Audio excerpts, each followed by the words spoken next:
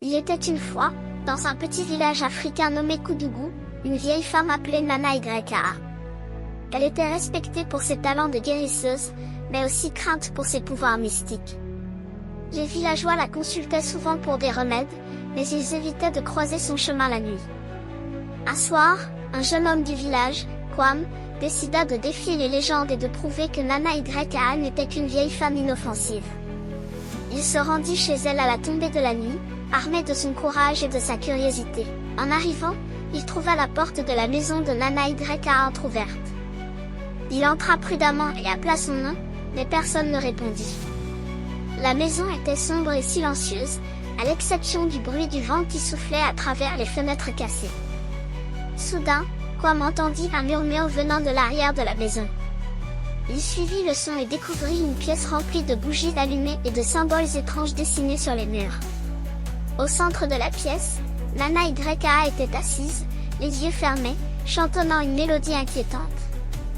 Kwam sentit un frisson parcourir son échine, mais il s'approcha quand même.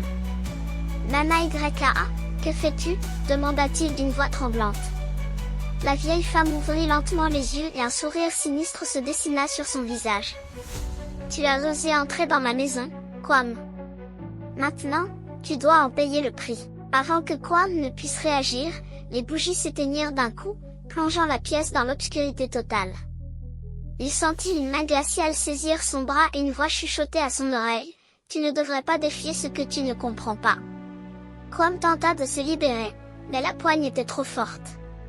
Il sentit une force invisible le tirer vers le sol.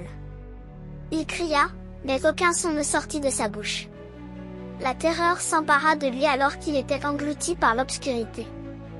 Le lendemain matin, les villageois trouvèrent la maison de Nana YA vide. Kwam avait disparu sans laisser de traces. Depuis ce jour, personne n'osa plus jamais défier les légendes de Nana YA. Les villageois racontaient que, la nuit, ils pouvaient encore entendre les murmures de Kwam, implorant de l'aide, mais personne n'osait s'approcher de la maison.